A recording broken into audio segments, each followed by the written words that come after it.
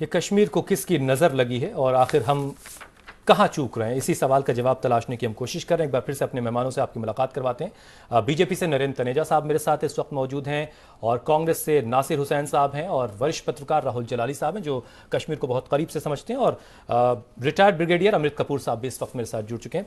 अमृत कपूर साहब, आपने लंबा आपका एक्सपीरियंस उस इलाके में आपने सर्व किया है। जो हालात आज के वक्त में आप देख रहे हैं, पहले की तारीखों में आपको कब ऐसा याद आता है कि जब छोटी छोटी लड़कियों ने इस तरीके से पत्थरबाजी की हो, और कहाँ हम लैग कर रहे हैं? देखिए, आगे सिर्फ ऐसे होता था कि लड़कियां या औरतें ये एक ह्यूमन शील्ड की तरह यूज़ करते थे। जब कभी आतंकवादी आकर गांव के अंदर घुस जाते थे उनको एस्केप करने के लिए, मैंने खुद अपने आप एक्सपीरियंस किया है। मैंने डोडा के अंदर ब्रिगेड कमांड की थी और मैं आपको ये बताना चाहता हूँ कि 96 और 97 के अंदर हमने नियर नॉर्मलसी रिस्टोर कर दी थी डोडा डिस्ट्रिक्ट में। Doda district is even bigger than the valley, तो हमने वहाँ कर दी थी। लेकिन हमारी जो पॉलिसीज़ हैं, नेशनल पॉलिसीज़ हैं गवर्नमेंट की, कोई भी गवर्नमेंट हो, उसमें कंसिस्टेंसी नहीं है। सबसे बड़ा जो हमारा फ्लॉ आज है वो ऐसी चीज़ों के अंदर कोई एक कश्मीर डॉक्ट्रिन होनी चाहिए, पॉलिसीज़ होनी चाहिए, और whether A government is there or B government is there, we should follow them. ये नहीं कि एक गवर्नमेंट आई है उसका जितना उन्होंने एडवांटेज लिया उसको ऑफसेट कर दीजिए। मैं तो सबसे पहले एक छोटी सी अपील करना चाहूँगा सारी जितनी पॉलिटिकल पार्टीज़ हैं, जब एक इस किस्म की नेशनल समस्या है, इस समय तो एकजुट हो जाना चाहिए। और इस समय ये मत बोलिए कि मैंने ये किया, हमने ये किया, आप सबने किया, ये तभी ये हालत है। बिल्कुल। तो इसको अभी हमने इसका समाधान ढूंढना है, और ये ना हो कि सिचुएशन आउट ऑफ हैंड निकल जाए।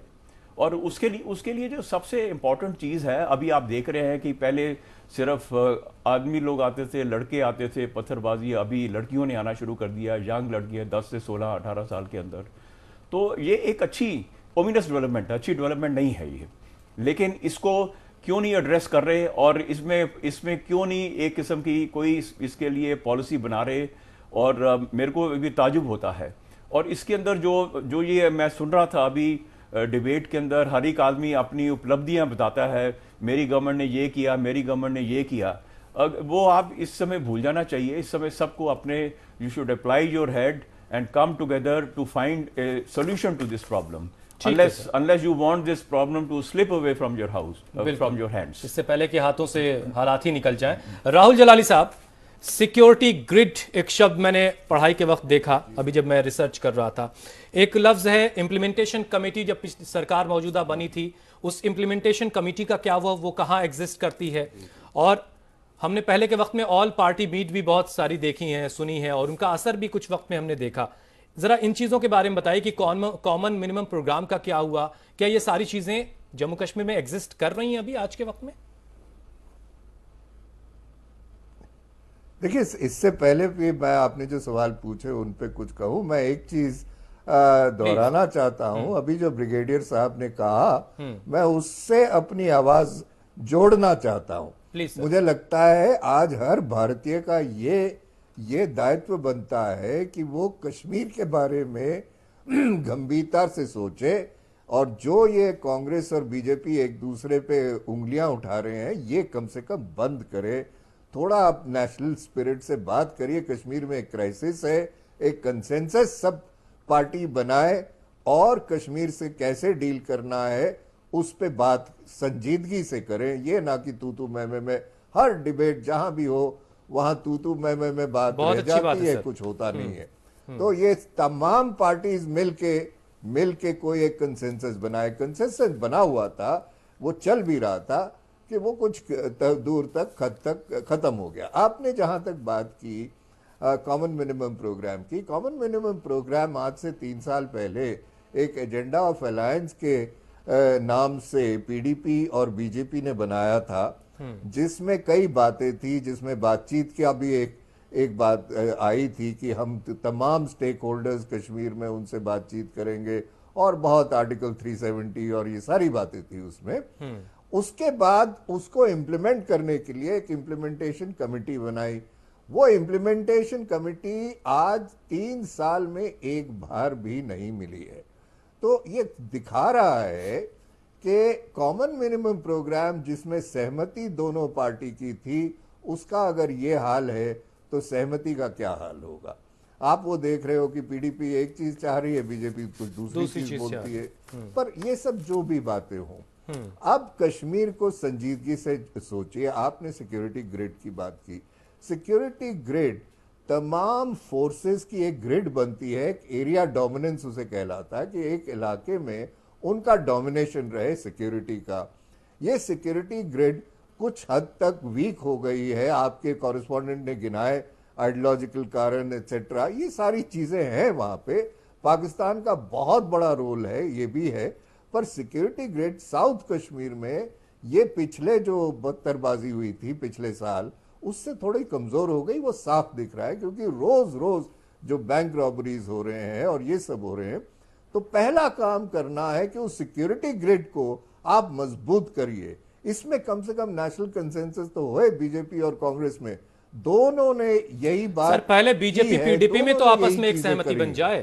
तो ये पहले बीजेपी पीडीपी में तो आपस में एक सहमति बन जाए, ताकि ये सहमति तो एक चीज पे बनाइए, बिल्कुल, कि ये इस पे सहमति बनाइए, सिक्योरिटी ग्रिड मजबूत करिए कि ये बैंक रॉबरीज, रोज रोज पत्थरबाजी, ये कहीं ना उसको कहीं लेकर के एक बड़ा सर्च ऑपरेशन आज किया जा रहा है। 30 गांव में ये सर्च ऑपरेशन चल रहा है। जलाली साहब, मैं आता हूं। राहुल तनेजा साहब कुछ कहना चाह रहे हैं। तनेजा साहब, मैं एक चीज बता दूं कि राहुल जलाली साहब कांग्रेस से नहीं आते हैं और एक वो वरिष्ठ पत्रकार हैं, लंबे वक्त से कश्मीर और उसके आसपास के इलाकों को देखते रहे, उस पर लिखते पढ़ते रहे। अब अपनी बात आप रखिए कि उस इंप्लीमेंटेशन कमेटी का क्या हुआ जिसका जिक्र राहुल जलाली साहब कर रहे थे, और सिक्योरिटी ग्रिड और आपकी और पीडीपी के आपस की सहमति वो कहां है जिसकी वजह से ये हालात है।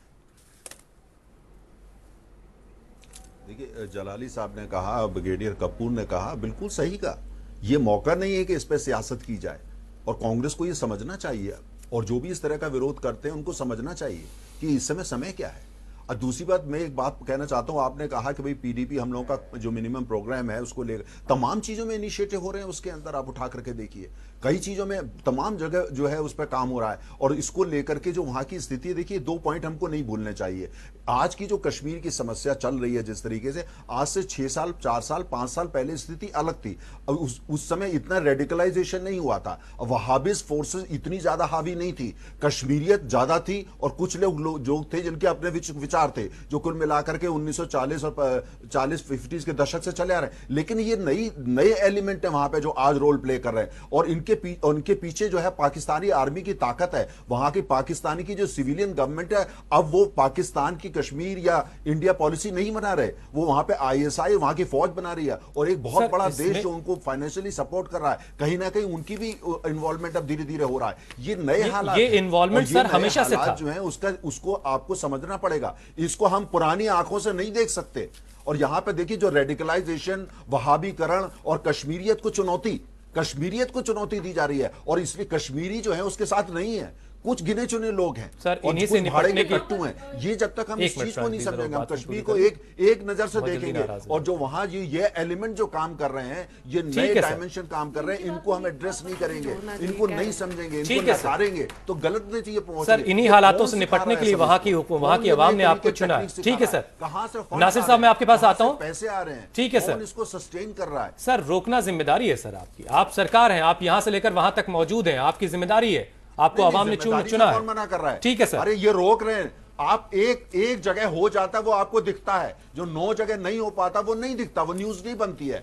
जो पाकिस्तान के लोग 10 जगह हमले करते हैं, 9 जगह उसको रोक दिया जाता है, न्यूट्रलाइज कर दिया जाता है, वो खबर नहीं बनती। आप कुछ कहना चाह रहे थे, उस पर 10 दिन खबर बनती है। तनेजा जी, तो आप जो कह रहे हैं, प्लीज जी तनेजा जी, मैं ये कहना चाह रही थी, आपने बहुत सही बात कही है कि पुराने चश्मे से अब कश्मीर को नहीं देखे, बात कश्मीरियत की है, लेकिन कश्मीरियत तो हार रही है कहीं ना कहीं। आपने कहा कि पाकिस्तान का बार बार नाम लेना सही है इस मायने में, क्योंकि सबसे ज्यादा इंटरफेयर वहीं से होता है। अगर ऐसी बात होती तो जो आज फॉरेन जो टेररिस्ट हैं, जो एफटी हैं, उनकी संख्या वहां पर क्यों फिर कम हो रही है? जो लोकल मिलिटेंट्स हैं वो फिर वहां पर क्यों तैयार हो रहे हैं? पाकिस्तान ठीक है अपने और ये बहुत आसान कैलकुलेशन है, लेकिन अब उसे आईएसआई पाकिस्तान कश्मीरी काफी है, वो उनको आराम से अपने आप में मिलाने के लिए काफी है। एक मिनट प्रांजलि जी, आपने सवाल किया है, मुझे 10 सेकंड दीजिए। इन्होंने सवाल किया है, 10 सेकंड दीजिए। देखिए, कश्मीरियत नहीं हार रही, कश्मीरियत ही जीत रही है। अगर कश्मीरियत हार रही होती हालात अलग होते वहां पे। चंद गिने चुने लोग हैं जो रेडिकलाइज करने की कोशिश कर रहे हैं, वो लोग हैं, उनको आइडेंटिफाई किया जा चुका है और उनकी जो फंडिंग है वो भी हमको पता है। और लेकिन कश्मीरियत जीत रही है और वह कश्मीरियत ही चलिए, सब ठीक है, अमनो अमान है, जीतेगी, ठीक है सर, जीतेगी, और हम उसी के लिए काम कर रहे हैं। ठीक है सर। नासिर हुसैन साहब, बहुत देर से आप कुछ कह नहीं पाए। एक चीज तो ये कि आप जो बात कहना चाहते हैं वो कहिएगा, लेकिन आ रहा हूं सर, जलाली साहब आपके पास भी आ रहा हूं, जरा नासिर साहब से एक छोटा सा कमेंट ले लूं। एक चीज तो ये कि आप जो कहना चाहते हैं वो ऐड कर देता हूं। प्लीज सर, आप अपनी बात रख लीजिए। जलाली साहब जी, मैं ये कहना चाह रहा था कि हमें चौकन्ना इसलिए रहना चाहिए, ग्राउंड में ये हालत है जो आपके कॉरेस्पॉन्डेंट ये कह रहे थे कि अब बंदूक जो उठा रहे हैं मिलिटेंसी की तरफ, लश्कर तौयबा में कश्मीरी रिक्रूट्स आ रहे हैं, ये पहले कभी नहीं हुआ। ये आप इससे चौकन्ना रहिए। पहले हिजबुल मुजाहिदीन में जाते थे, अब वो सीधा लश्कर के पास जा रहे हैं।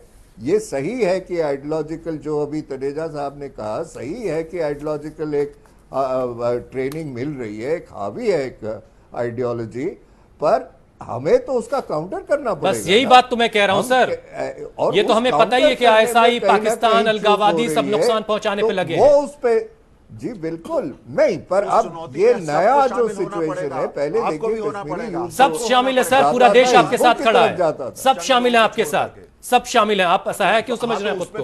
आप सरकार हैं, सबके सब आपके साथ खड़े हैं। बहरहाल मैं आता हूं आपके पास।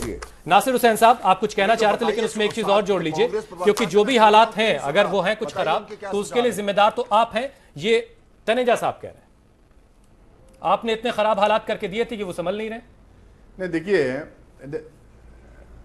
नहीं देखिए, मुझे आपने एक बार मौका दिया, उसके बाद नरेंद्र तनेजा जी को 3 या 4 बार मौका दिया, जिसमें आप वही बात वो रटे जा रहे हैं, जो रटी चीज बोले जा रहे हैं।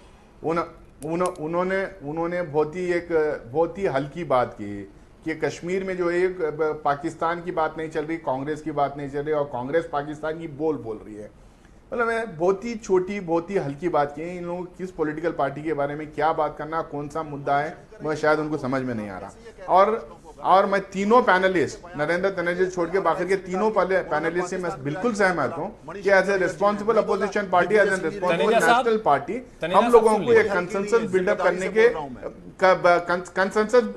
कंसेंसस बिल्डअप करने के तरफ हम लोग को बढ़ना चाहिए और काम करना चाहिए। हम लोग लगातार इस बात की मांग कर रहे हैं कि भाई हम लोग को एक नेशनल कंसेंसस, सिर्फ कश्मीर के ऊपर नहीं, पूरी फॉरेन पॉलिसी के ऊपर एक नेशनल कंसेंसस बनाना करके हम लोग लगातार बोल रहे हैं। ये कश्मीर का आइसोलेटेड मामला तो है नहीं, हम लोग को यह भी देखना चाहिए कि जिस तरह की फॉरेन पॉलिसी पिछले 3 साल से चल रही है, इसका बड़ा कंट्रीब्यूशन श्री नरेंद्र मोदी जी का यह है कि चाइना पीओके में लगातार इन्वेस्टमेंट कर रही है, रशिया पीओके में इन्वेस्टमेंट कर रही है, अमेरिका पीओके में इन्वेस्टमेंट कर रही है। तीनों मेजर पावर से जो है वहां पे इन्वेस्टमेंट बढ़ते जा रहा है। ये किसकी फेलियर है? फॉरेन पॉलिसी की फेलियर है, नहीं तो किसकी फेलियर है? Point number 1। पॉइंट नंबर 2, हम लोग नेशनल कंसेंसस पे कंट्रीब्यूट भी करना चाह रहे हैं, उसके साथ साथ हम सवाल क्यों नहीं खड़ा करें भाई?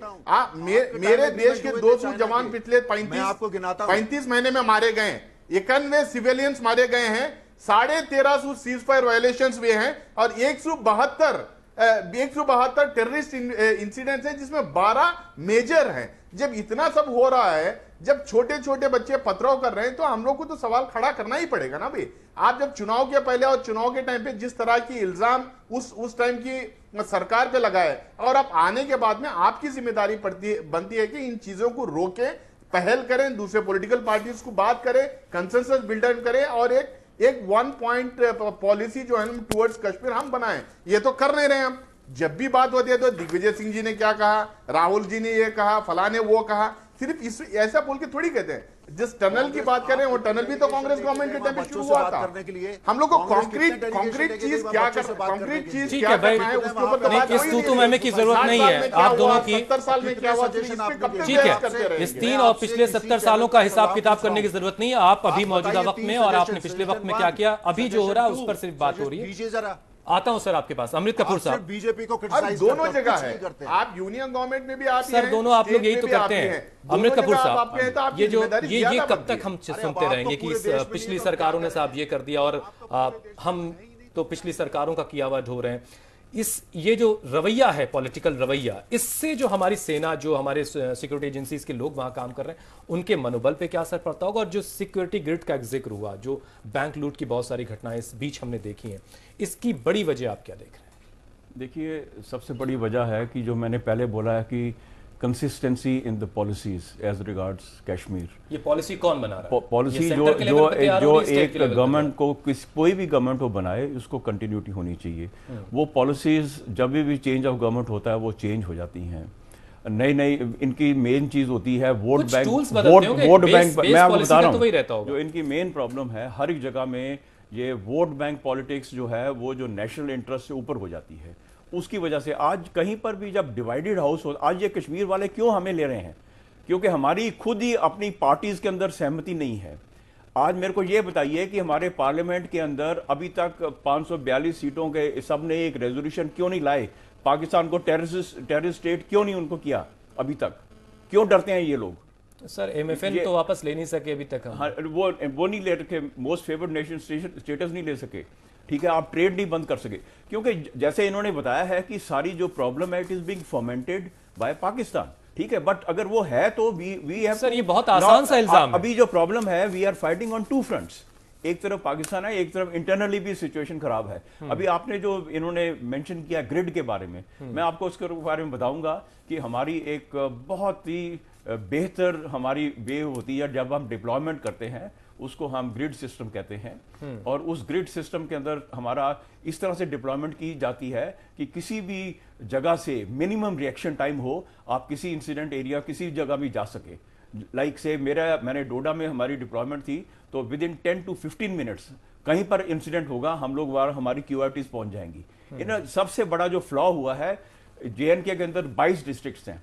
ये जो प्रॉब्लम हो रही है सिर्फ 5 डिस्ट्रिक्ट्स के अंदर हो रही है, जहां पर सुन्नी मुस्लिम्स हैं, सिर्फ वहीं पर ये प्रॉब्लम हो रही है। बाकी जो पहली चीज है, जो बाकी 17 डिस्ट्रिक्ट्स हैं वहां पर ये नहीं हो रही है, और वहां पर वो सारे लोग हिंदुस्तान के गाने गाते हैं, ठीक है। यहां पर ये है, यहां पर क्या हुआ है, बड़ा सिस्टमेटिकली ISI प्लान टोपैज के अंतर्गत इन्होंने क्या किया, वहां से हमारी जो मिलिट्री की डिप्लॉयमेंट थी, आर्मी की, वो डिप्लॉयमेंट वहां से निकाल दी, CRPF डाल दी। मैं CRPF के अगेंस्ट नहीं हूं, CRPF भी हमारी यूनिफॉर्म फोर्स है, उनके भी जवान उतने ही बहादुर हैं जितने हमारे जवान हैं, लेकिन उनकी ट्रेनिंग, पहले उनको ट्रेनिंग दी जाए। Their forte is not training के लेवल में counter insurgency and counter terrorism warfare. Simple सी बात है। इन लोगों ने सिर्फ अपीजमेंट पॉलिसी के लिए, वोट बैंक पॉलिटिक्स के लिए वहां पर इन्होंने वहां से आर्मी को निकाल लिया, ये 5 डिस्ट्रिक्ट से। We are in the barracks. जैसे जो वहां पर ग्रिड सिस्टम था, it is no longer there. With the result ये जो बोल्ड बनी जा रहे हैं, बैंक लूट कर रहे हैं, ग्रेनेड फेंक रहे हैं, ये पहले नहीं होता था ये, ठीक है। First thing they should do is they should restore status को एंटे, एंड उसके अंदर जहां जहां पहले डिप्लॉयमेंट थी आर्मी को वहां पर रिस्टोर करना चाहिए, ठीक है। अपने आप चीजें काबू में आ जाएंगी। ठीक है सर। जलाली साहब, चूंकि वोट बैंक पॉलिटिक्स का जिक्र हुआ, तो मैं कुछ पढ़ रहा था कुछ एक्सपर्ट्स को, वो ये भी कह रहे थे कि हमारे जो पॉलिटिशियंस हैं, बड़े बड़े आला नेता हैं, वो दरअसल आजकल 12 मास सियासत में और अलग अलग सूबों के इलेक्शंस में उलझे रहते हैं। शायद ये भी एक वजह कि ज्यादा ध्यान जा नहीं पा रहा उस तरफ। हाँ, बिल्कुल, आपने अपना जवाब अपने के सवाल में ही है। मुझे लगता है कि हाँ, कई अक्सर ये होता है कि इलेक्शन ज़्यादा ज़रूरी हो रहा है, और देश में जो चल रहा है सिलसिला वो पीछे बैक बर्नर जिसे अंग्रेजी में कहते हैं उस पर चला जा रहा है। पर अभी जो सिक्योरिटी ग्रिड की बात की, बिल्कुल सही है, पर कश्मीर में देखिए सिक्योरिटी ग्रिड, और इन्होंने कहा 5 डिस्ट्रिक्ट में हो रहा है, पर ये 5 डिस्ट्रिक्ट से अब मुझे डर ये है कि ये और जगह भी फैल रहा है। तो ये सही बात की इन्होंने कि जो आर्मी डिप्लॉयमेंट की बात की है कि CRPF को दे दिया गया है, पहले वहाँ BSF थी, BSF को हटा के सडनली CRPF को ले आए।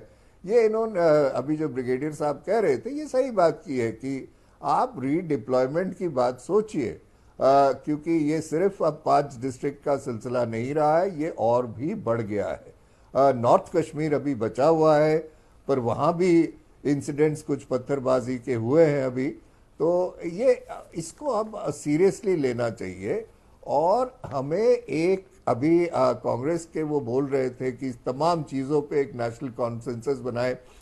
तमाम चीज़ों को तो छोड़िए, फॉरेन पॉलिसी को तो छोड़िए, कम से कम आप कश्मीर पे तो नेशनल कंसेंसस बिल्कुल सही कह रहे बनाइए। हैं आप। बाकी चीजें अगर बैठ जाए एक कमरे में तो कम से कम एक कमरे में ये सब तो साथ बैठे। एक साथ तो कश्मीर बैठ लें पे- कम से कम। देखिए कुछ वक्त से एक साथ अभी बैठे भी शायद नहीं होगा। क्राइसिस सिचुएशन में है और जी और जी। अपने ये संजीदगी से सोचें, ठीक है सर, देश ठीक है सर, कहाँ वक्त जा रहा बहुत कम बचा है और जलाली इसमें साहब। साथ बैठे यही हर बिल्कुल, एक जब तक भारतीय साथ का है। बैठेंगे नहीं किसी मसले का हल कैसे मुमकिन होगा। ज्यादा दिमाग साथ मिलेंगे तो ज्यादा बेहतर नतीजे तक हम पहुंच पाएंगे।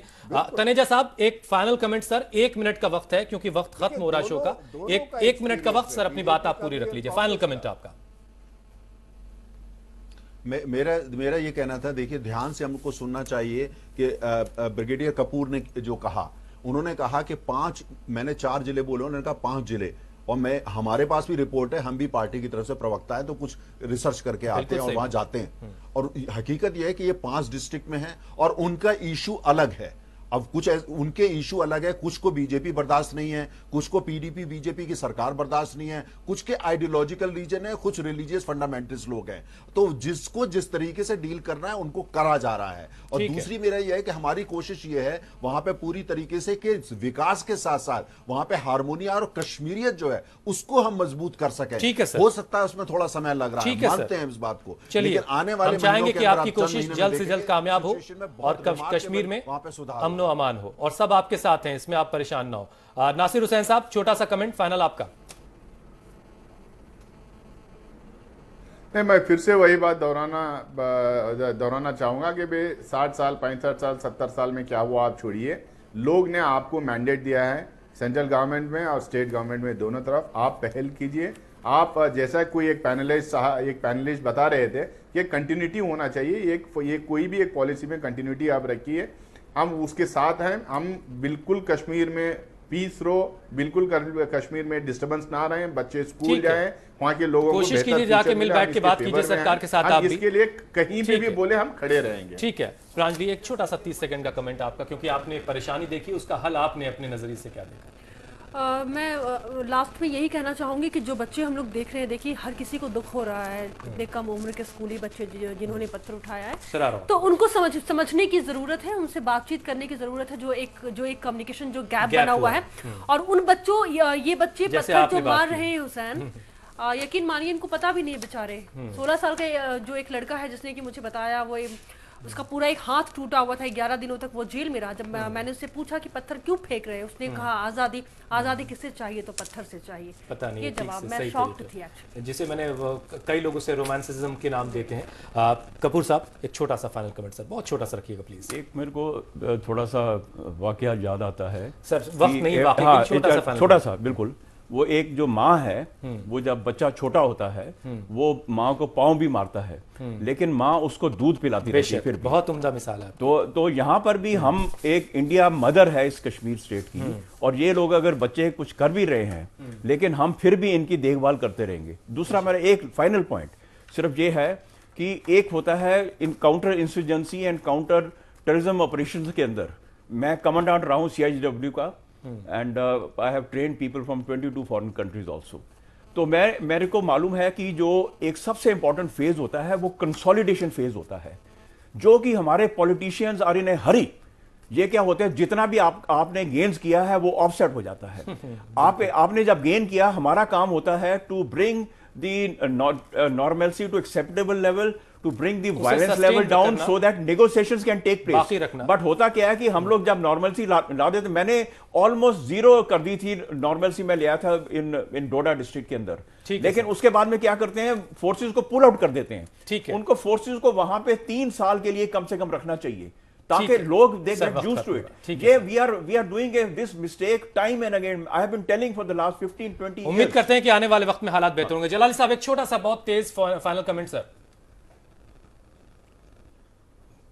जी बिल्कुल, मैं चाहूंगा कि अभी जो बीजेपी के तनेजा जी ने कहा कश्मीरियत, मैं चाहूंगा कि बीजेपी और खासकर इन पे रिस्पॉन्सिबिलिटी बनती है कि आज ये कश्मीर में वाजपेयी जी का नारा फिर से दोहराए और उसको इम्प्लीमेंट करे, जो था कश्मीरियत, इंसानियत और जमहूरियत। उसे फिर से याद करने की क्या जमाना आ चुका है। और बीजेपी के एक बहुत बड़े नेता के बातों को याद करे और इम्प्लीमेंट करे। बहुत बहुत शुक्रिया राहुल जलाली साहब, बहुत बहुत शुक्रिया नरेंद्र तनेजा साहब, बहुत बहुत शुक्रिया नासिर हुसैन साहब, अमृत कपूर साहब, बहुत बहुत शुक्रिया आप लोगों का। प्रांजलि आपका भी बहुत बहुत शुक्रिया, आपने शो में हिस्सा लिया। तो कश्मीरियत, जमहूरियत और इंसानियत, ये नारा था अटल बिहारी वाजपेयी साहब का, और हाल के वक्त में महबूबा मुफ्ती भी इस चीज़ को बार बार दोहराती हुई दिखी हैं। दिल्ली तक आई, दिल्ली में मुलाकात भी पीएम मोदी से उन्होंने की है, लेकिन जो हालात हैं वो कश्मीर के नहीं बदल रहे। हम सबको एक कोशिश करनी चाहिए, वो सब हमारे अपने हैं। जो इल्ज़ामों की बात है, ISI पाकिस्तान तो लगातार इस तरह की चीज़ों में अलगावादी लगे रहें कि वहाँ अनरेस्ट हो, लेकिन हमें वहाँ पर सुकून और अमन कायम करना है। नमस्कार।